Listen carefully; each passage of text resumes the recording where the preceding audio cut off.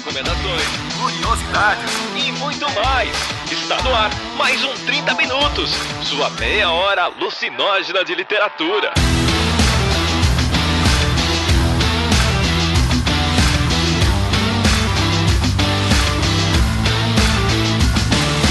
Este é o 30 Minutos e eu sou o Vilto Reis e estou aqui com Cecília Garcia Marcon, aquela que vive sua vida como numa peça de teatro em que ela é a heroína.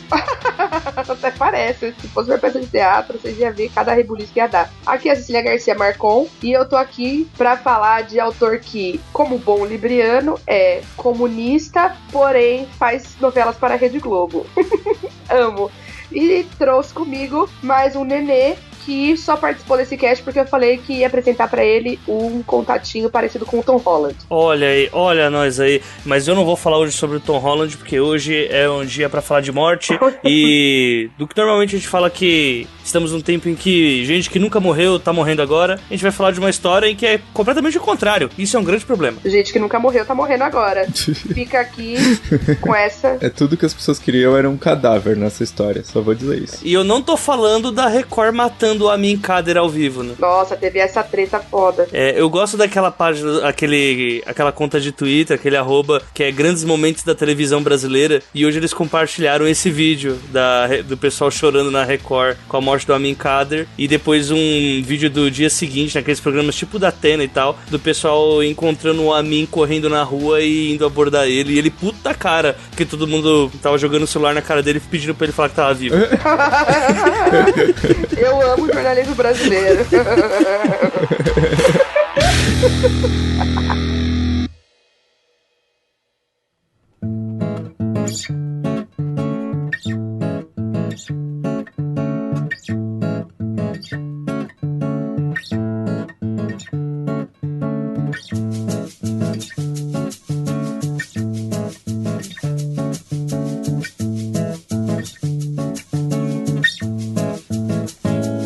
Hoje nós vamos falar sobre uma peça que foi indicada pela Cecília, que eu e o AJ nunca havíamos lido, né, mas que nós lemos aí. Ela é bem curtinha, bem gostosa de ler, que é O Bem Amado, do Dias Gomes. Vamos começar falando do Dias Gomes? Vocês querem mudar a ordem?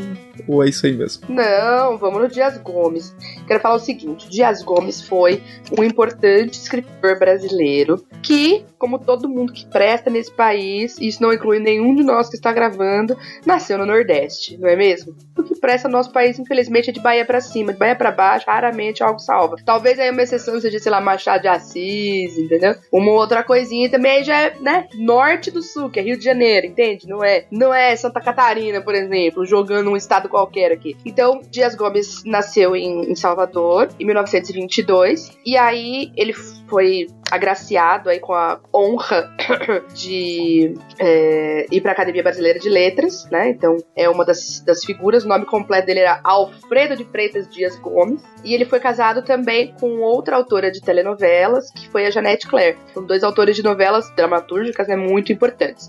O Dias Gomes tem uma questão interessante. Primeiro, Dias Gomes, na sua juventude, se filiou ao Partido Comunista Brasileiro. Eu só trago gente assim, né? É meio que uma... Quando eu vejo, já aconteceu. Ele escreveu diversas peças e roteiros e tal, muito importantes, inclusive para televisão. Um deles foi Roque Santeiro. Roque Santeiro, para quem não sabe, não é da minha época, tá ok? Mas Roque Santeiro foi o último capítulo foi a maior audiência que a televisão já teve em termos de proporção de televisões ligadas assistindo, né? Roque Santeiro, antes de ter a sua versão em 85, 86, teve uma versão que foi censurada durante a ditadura militar, claro, né? Escritor comunista, etc e tal. E ele foi...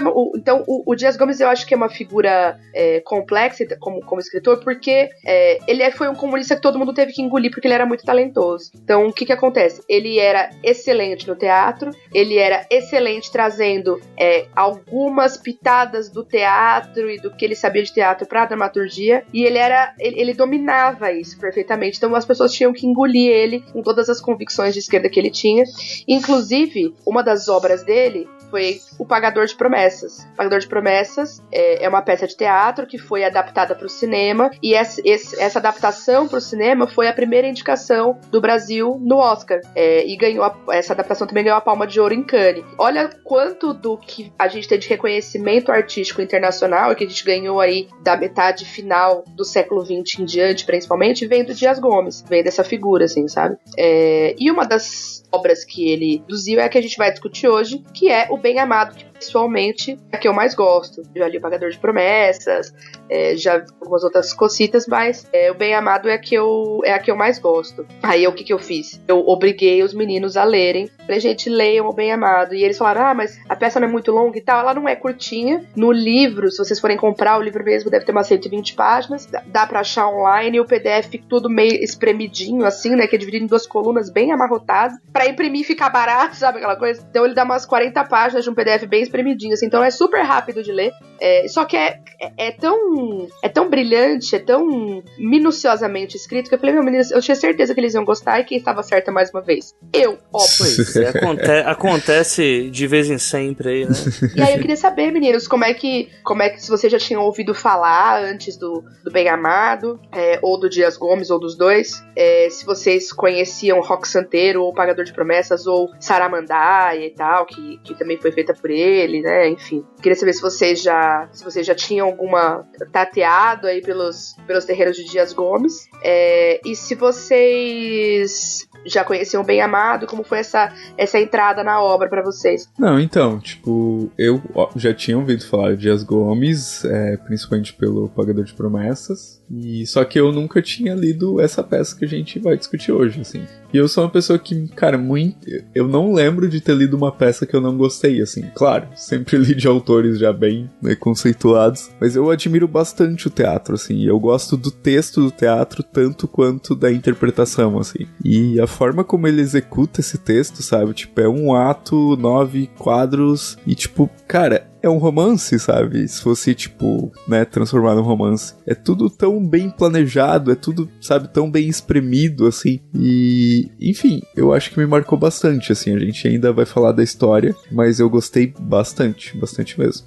Como a Ceci tinha falado, acho que ninguém aqui, na real, é tempo do Rock Santeiro, né? O mais ouço falado de Rock Santeiro de qualquer coisa, até porque em uma época da minha vida que eu ficava às tardes em casa, por horário de escola, passava a famigerada Vale a Pena Ver de Novo, né, do Rock Santeiro. Ainda passa, amor, porque agora tem o Viva, né, porque a Globo inventou o segundo Vale a Pena Ver de Novo. Sim, Vale a Pena Ver de Novo o ovo, entendeu?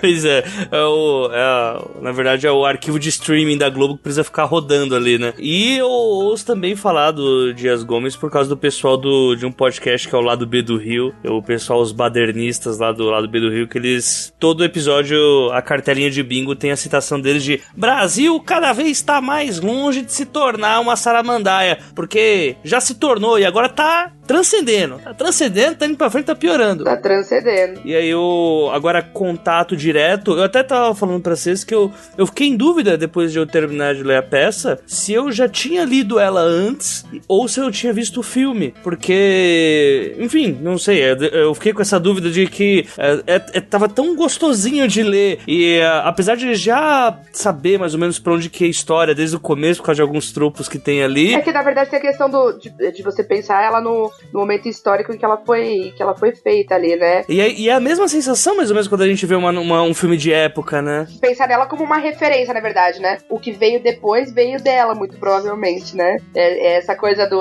isso que eu consumi, que veio em 1980, 1990, muito provavelmente veio dessa comédia criada aqui em 60, 70, né? Sim, mas e é muito legal que, assim, você vê, eu acho que, não sei se é hora de já falar sobre isso, mas existe um toque ali que é realmente raiz nordestina, né? Da forma como que as coisas se resolvem, de como que o tipo de trama e tal, né? Meio com certo deboche, e nossa, foi muito agradável, assim, de pegar pra ler. Leitura pra 1 horinha só, assim, você mata muito fácil e dá umas boas risadas, assim. Eu gostei muito mesmo de ter esse primeiro contato, ou não, né? Depende da falsa memória do meu Alzheimer seletivo. Talvez você você sentiu, né? Você se identificou tanto com a história que sentia que já estava vivendo nela e por isso essa sensação de que já havia lido. Quem dera a gente tivesse um Teodorico aqui no Brasil. Olha, quem dera. Pelo menos fazendo um cemitério que é algo útil, né? Exatamente, não ia estar querendo vender bijuteria aí pro japonês. Né? Nossa, pelo amor de Deus, velho. Compre veio do ouro, tá ok?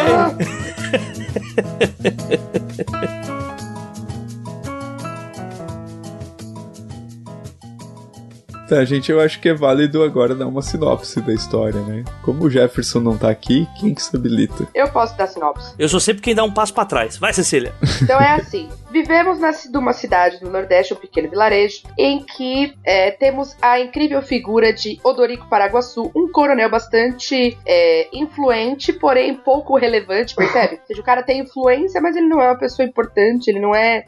a bem da verdade, ninguém se importa muito, sabe? Tipo, quem é Odorico na Night, entendeu? As pessoas, ele é meio bonachão, então as pessoas respeitam porque o cara é tradicional, mas ao mesmo tempo não o suficiente porque ele tem uma coisa que é exagerada, né, que depois a gente pode detalhar um pouquinho mais. A questão é que há um falecimento na cidade, e aí eles têm que levar o corpo pra cidade vizinha pra fazer o enterro. Odorico vê ali a sua grande oportunidade de se eleger prefeito da cidade, e diz que, se ele for eleito, fará um cemitério na própria cidade para que os mortos ali descansem. E aí vem uma das falas mais engraçadas, que é: quem ama sua terra deseja nela descansar, que é uma das falas que ele faz pro público. Sensacional. E aí, com essa promessa, ele se elege prefeito da cidade. A cidade é Sucupira, tá, Ceci? Interior da Bahia. Sucupira, cara. Que nome, né? Que nome maravilhoso. E ele se elege prefeito de Sucupira, faz o cemitério. Então, só que a cidade não tem grana pra fazer o cemitério, né? Tipo, ele não tinha ciência das finanças da cidade. O auxiliar dele é uma figura extremamente cômica e incrível, que é o Dirceu Borboleta.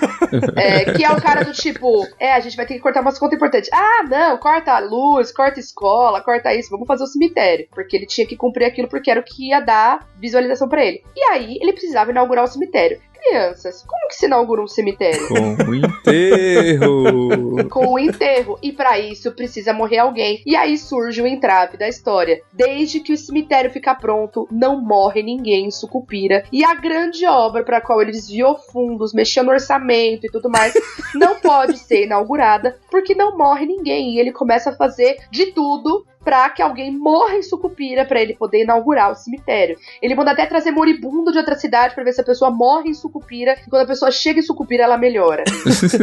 Então, aí começa a criar-se um monte de situações cômicas do tipo: meu Deus, mas não tem mais nenhuma epidemia, não tem um ataque de tubarão, um turista morrendo afogado, minha nossa. O cara começa a ficar desesperado. E aí vai se desenvolver o final da peça, que eu não vou estragar agora, porque vale a pena ler como se constrói o final, mas a população claramente começa a se voltar contra ele, porque percebe que entrou numa puta de uma cilada, elegendo aquele calhorda, né? Então, a grande questão também da peça, pra mim, é a construção do Odorico como um personagem que, dotado de uma habilidade de fala bastante controversa, consegue levar todo mundo na lábia.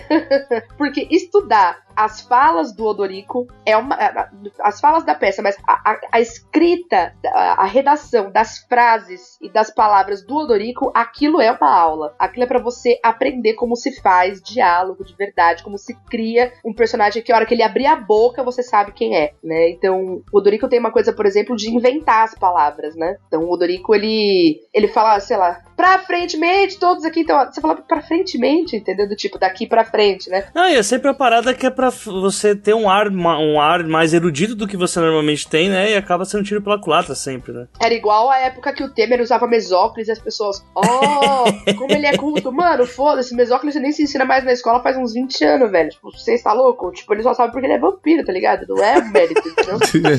Então aí a discussão gira em torno disso, sabe? Desse prefeito que, de fato, se torna um abutre, porque ele fica torcendo pra ter um corpo praticamente a peça toda. E isso vai gerar... E aí tem os outros personagens secundários que são brilhantes, tem as irmãs Cajazeira, que flertam com o prefeito, tem, como eu disse, o Dirceu Borboleta, e vai ter o matador, o Zeca Diabo, que vai ser contratado pelo prefeito pra matar alguém, pra poder... Cangaceiro, cara. Você tem noção? Não, e é legal que ele chega lá e o prefeito coloca ele de delegado, sabe? Tipo... É surreal, né? Não, beleza, não tem problema, não, eu só preciso de um corpo, mata alguém, né? E aí, enfim, a coisa vai se desenvolvendo até ter um final que, embora a gente consiga, com quem lê bastante, né, como a Jota colocou, consegue ver aonde a coisa vai dar, não é exatamente a reinvenção da roda, né, do tipo, nossa, não é o sexto sentido, assim, entendeu? Meu Deus, né, ele vê gente morta, nossa, por que ele tá pulando, tá morto, não sei o que, não é isso, mas tem uma questão da surpresa de como a coisa se constrói. Eu lembro que a primeira vez que eu li, eu falei, olha, danadinho, se deu bem ainda. Sim. Né? Mas aí, como eu disse, eu prefiro realmente não estragar a experiência pra vocês, porque eu acho que é divertido descobrir isso por si só.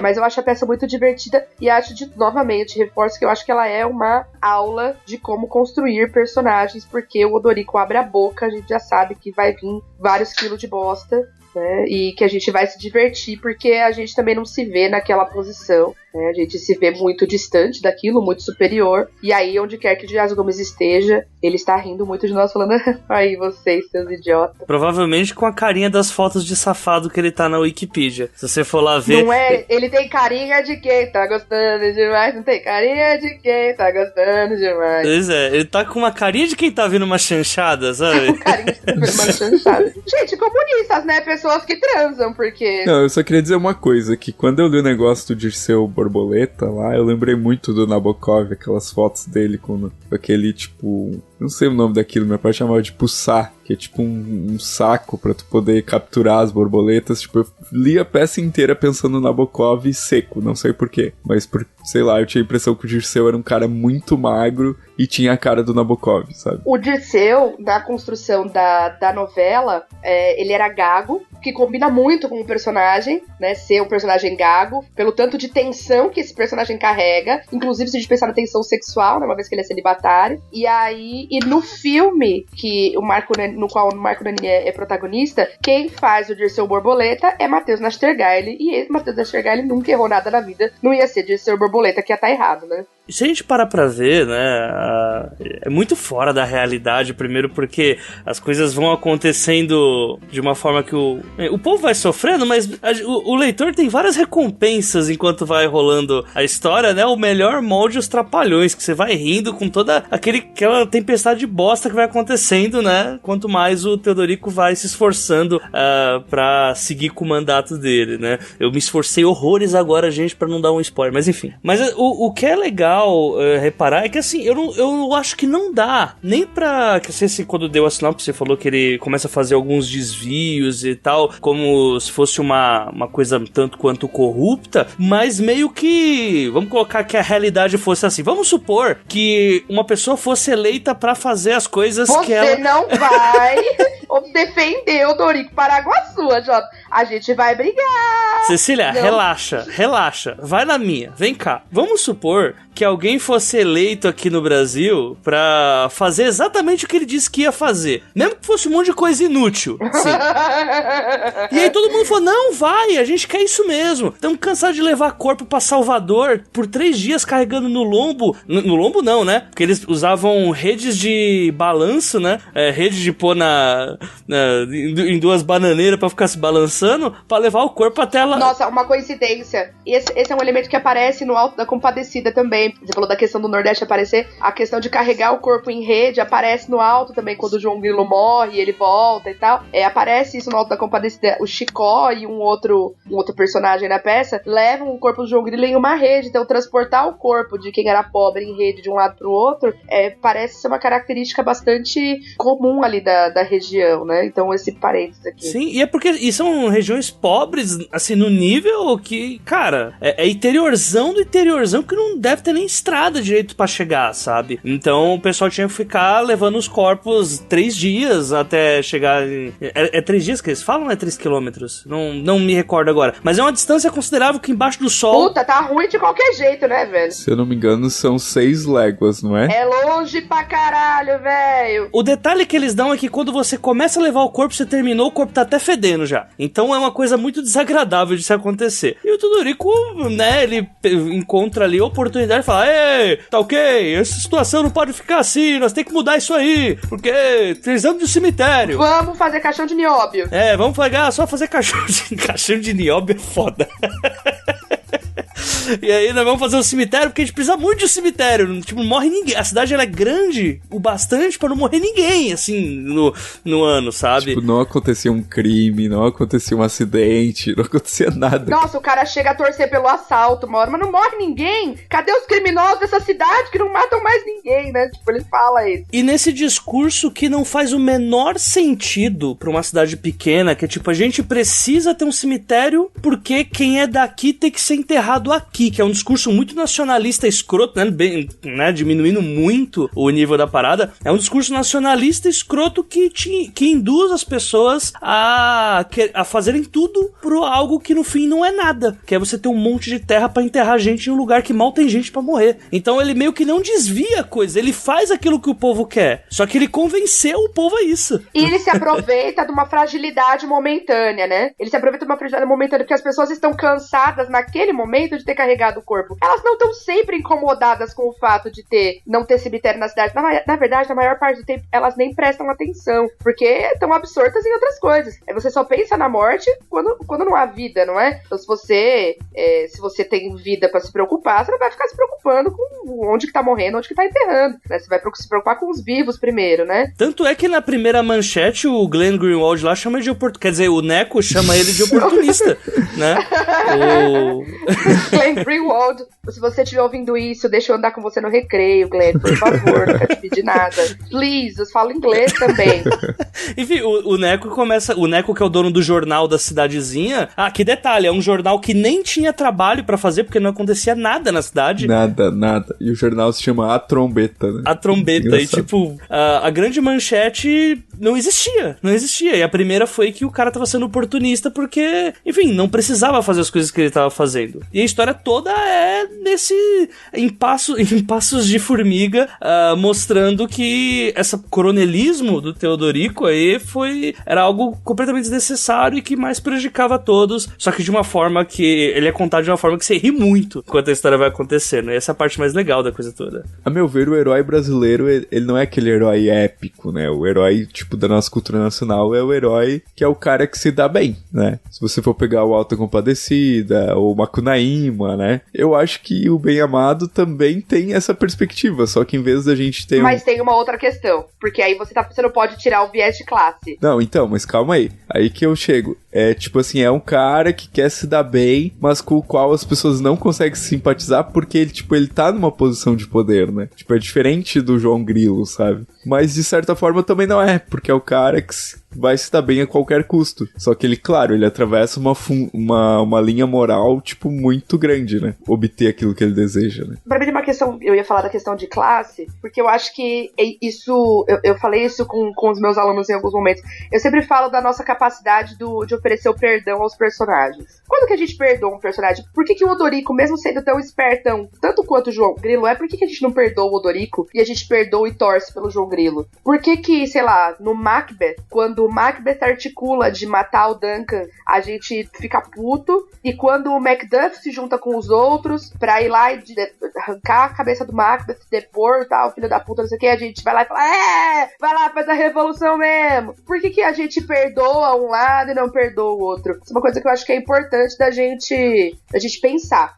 E aí eu acho que entra o viés de classe, porque é quase como se a gente visse em figuras como o João Grilo, o Chicó, a única arma que esse cara tem é a esperteza dele. O cara é um pobre, é um fudido, ele não tem dinheiro, ele não tem influência, ele não tem escolarização, ele não tem nenhum tipo de trunfo, nenhum tipo de saber que ele possa converter em capital e usar isso a favor dele. A única coisa que ele tem é a possibilidade de ser esperto. O Odorico não, o Odorico já é um cara que tá numa seção privilegiada, ou seja, ele faz aquilo pra atingir um outro nível de privilégio apenas pra si, do tipo, ele ferra todos os outros e ele não ganha nada que ele precisava antes com isso. Quando o João Grilo engana o padeiro pro Chicó trabalhar com ele na padaria, por exemplo, o que ele ganha é que os dois amigos estão empregados, os dois não são mais miseráveis. Agora, o que o Odorico ganha com o prefeito? Se ele já era coronel, ele já era rico. Então eu acho que esse viés de classe a gente não pode perder, ainda mais se a gente pensar no autor tendo a trajetória que tinha, daí que, enfim. Tem um fenômeno que o pessoal chama de síndrome de underdog, né? Que é um termo americano. Underdog, bicho, a Jota é de Sampa, meu. Né, o underdog meu, que é você sempre torcer pro que vai perder, né? Tipo, a romantização da derrota. É tipo, torcer para, sei lá, o time da Cecília, composto por várias Cecilinhas, contra o Barcelona. Exatamente. O exemplo mais recente é o time lá da Inglaterra, lá, que eu esqueci o nome agora do time, que saiu da segunda, aliás, subiu da quarta, foi pra terceira, depois pra primeira divisão e foi campeão do campeonato inglês. As casas de apostas todas se viraram pra esse time por conta de todo mundo tipo, o pessoal entrou em frenesi, porque a narrativa, ela é romântica, ela encanta muito mais. Quando você tem esse cavalo paraguaio, né? Não, cavalo paraguaio é um outro termo, né? Que seria pra o que falha no final. Mas o personagem que você não dá a mínima, a criatura que obviamente vai perder e ela supera as expectativas de todo mundo, isso dá uma satisfação pra todos, até pro reconhecimento que a gente tem, que é o tal do, puta, se esse cara que ninguém dava nada consegue, poxa, eu também me acho meio com nada, talvez eu também consiga algo. E isso entra muito no viés de classe mesmo, né, que você tava falando, é do ser humano mesmo ter esse prazer em ver quem detém o poder perdendo, né? Tendo todas as condições de ganhar e ainda assim falhar, né?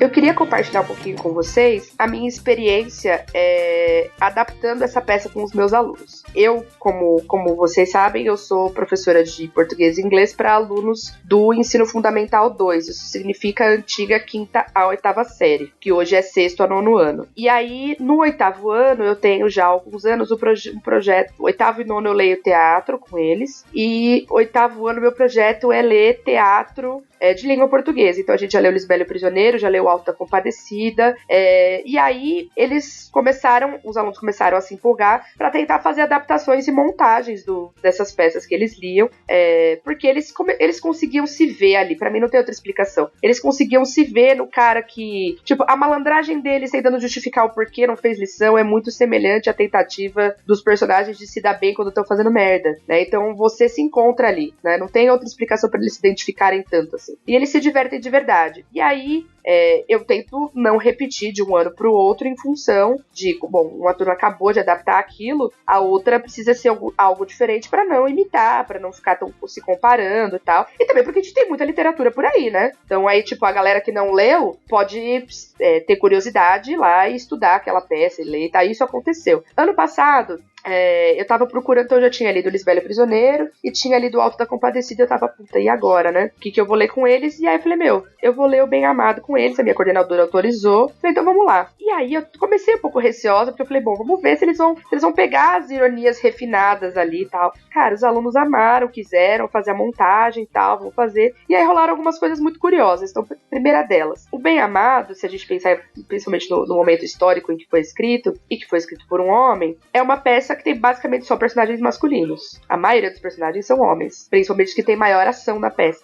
As 3 irmãs, elas têm alguma ação, mas na verdade, se você resumisse as 3 irmãs em uma ou duas, elas estão ali mais como personagem secundário mesmo. A gente comentou sobre isso, era uma turma que tinha meninas muito atentas a essas questões e tal, e aí, na hora de fazer a montagem, eu sempre faço assim, bom, tem equipe pra tudo, ninguém é obrigado a atuar, mas todo mundo é obrigado a participar. Você pode participar fazendo cenário, você pode participar organizando figurino, você pode participar ajudando a revisar o roteiro, você pode participar de N-formas. E aí, quando a gente foi fazer a inscrição dos atores, quem tinha interesse, só tinha 2 meninos que queriam participar e um obrigatoriamente queria participar como o Dirceu Borboleta. E o outro, na verdade, não queria muito participar, mas a galera queria muito que ele participasse, porque era um menino muito querido pelo grupo, e queriam que ele fosse o Ernesto, o primo gato, que vem moribundo de Salvador e ressuscita em Sucupira.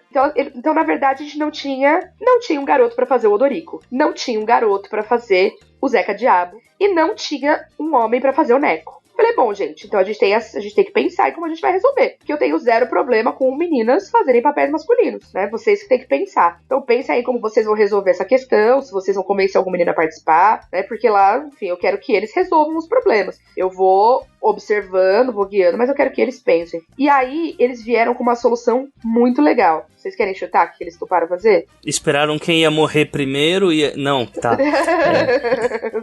O Odorico se manteve masculino e foi uma menina que fez o Odorico Paraguaçu. Os outros personagens, eles transformaram em personagens femininas. Então, não é um matador cangaceiro, é uma matadora cangaceira, que era a Lila Capeta, não era o Zeca Diabo, era a Lila Capeta. Não era o dono do jornal, era a dona do jornal, que era a Nina. Era uma irmã cajazeira só, o outro, aí uma menina topou ser irmão, e aí era um irmão cajazeiro que se apaixonava pelo primo que chegava, então acrescentaram aí no casal gay na história. Então duas meninas se vestiram de menino, uma pra ser o Odorico e a outra pra ser o irmão, e era o irmão que ia se apaixonar pelo primo que se salva. Os outros personagens se transformaram em mulheres. A gente poderia interpretar como homens, mas por que não poderiam ser mulheres fazendo isso? Cara, foi fantástico, eu fiquei maluca, né? Vocês imaginam a minha cara, eu fiquei, meus nenês lindos. Foi fantástico, assim. E aí foi um super... Eles adaptaram o roteiro, tiveram que mexer várias coisas e tal. Falei, vai dar um trabalhinho, mas vocês estão afim, vamos. E aí eles fizeram e foi um sucesso a apresentação, assim, eles amaram, saíram super bem e tal. Então, é isso, né? Então, às vezes as coisas vão acontecendo de uma forma na sala de aula, se desenha de uma maneira totalmente diferente, assim. E a ideia de ler com eles, então, eu levo o livro, cada um se inscreve pra ler um personagem num dia, e aí a gente vê, qual que é a entonação desse personagem, como que ele fala, que tipo de respiração ele tem, que tipo de gestual ele usa, e a gente lê em roda mesmo, mas vai tentando acrescentar essas características. E eles foram compondo os personagens aos poucos, juntos, assim. Eu não acho que o fulano fala desse jeito, assim por diante, sabe? Então foi muito legal, assim, foi bem interessante. Então eu recomendo, né, o pessoal comenta que curte às vezes quando eu falo sobre a coisa da sala de aula, eu recomendo quem tem algum contato com um adolescente de ler essa peça junto e tentar fazer esse tipo de projeto, porque vale muito a pena. Os alunos gostam pra caramba, eles conseguem identificar, os meus alunos, o Bolsonaro não estava eleito na época ainda, bons tempos, mas meus alunos conseguiam identificar a questão do Temer muito forte. Quando o Odorico falava palavras que eram aparentemente difíceis e as pessoas achavam que ele era muito culto por causa disso, eles falavam, nossa, isso aqui... Já pensou assim? Aí ele chegou a ter uma proposta de fazer uma caracterização do Odorico bem vampirão, assim, sabe? Tipo, fazer uma olheira na maquiagem, umas coisas meio assim. Aí depois eles meio que desencanaram, mas houve um momento em que rolou essa proposta. Já pensou? Vamos fazer uma coisa bem dark, uma roupa bem escura. Tipo, mano, vocês são foda, né? Aí depois eles miaram essa ideia porque, criaram uma outra identidade visual. Mas ocorreu todo esse debate, assim, então foi um dos trabalhos pedagógicos mais redondinhos, assim, que eu já organizei com os meus alunos, assim, sabe? E lendo literatura de ponta, né? Porque Dias Gomes produziu só clássico, né, meu povo? Então eu li Comunista com as minhas criancinhas e olha no que deu. Ó, a doutrinação. Há um vídeo disso, hein? Eu filmei a apresentação, menina vestido de menino. Uma das irmãs cajazeiras tinha o nome, começava com J, né? Eu não lembro agora. Juju, né? E aí a Juju virou o Juju de Juliano, que se apaixonou pelo Ernesto. E a menina se caracterizou como um menino mesmo, fez barba e tudo. Bateu uma tristezinha agora nesse final. Por que, Nenê? Porque eu fiquei com saudade do meu vampirão neoliberal. Caralho, Jota. Caraca, mano. Era bom e a gente não sabia. Né? Nunca critiquei. Não era bom, não. Não era bom, mas, porra. Não, mas acho que tem essa questão da crítica que a peça faz, exatamente a isso, assim. O que será que motiva a gente quando a gente escolhe acreditar em uma figura política? Eu acho que essa é a pergunta que a peça nos faz e que é difícil da gente responder. O que faz a gente... por exemplo, eu votei no Ciro no primeiro turno da última eleição. O que me fez votar no Ciro? E em parte tinha a ver e muito com a forma que ele se expressava. E como aquilo falava diretamente com quem eu vejo, com como eu me vejo, com quem eu sou e assim por diante, sabe? Então acho que tem uma questão da gente tentar se enxergar um pouco. Quem que a gente é quando a gente escolhe algumas figuras? Quem você é quando você escolhe acreditar ou apostar em tal figura como alguém pra cuidar da sua cidade, do seu país? Acho que essa é a pergunta que o Dias Gomes nos faz, sabe? Pelo menos eu leio dessa forma, assim, entendeu? E eu acho que também é um bom convite pra reflexão, assim, do que tá bom bom. Que o sofrimento momentâneo leva a gente a fazer coisa que não tem nada a ver, né? Tipo, eu tô incomodado não ter um cemitério agora porque eu tive que andar várias léguas, mas isso não é uma coisa exatamente relevante. Mas eu torno ela relevante porque o meu sofrimento daquele momento é maior do que a minha capacidade de pensar adiante, né? Exatamente. E assim, e quando a gente para pra ver assim, a cidade Sucupira era uma ótima cidade. Era uma ótima cidade. Ela passa a se tornar um lugar muito pior exatamente por causa dessa ascensão do coronelismo. Alguém que inventou um problema pra cidade, esteve disposto a mover mundos e fundos, sanar esse desejo que ele mesmo plantou ao melhor molde de um publicitário de Mad Men mesmo, né? Então, sei lá,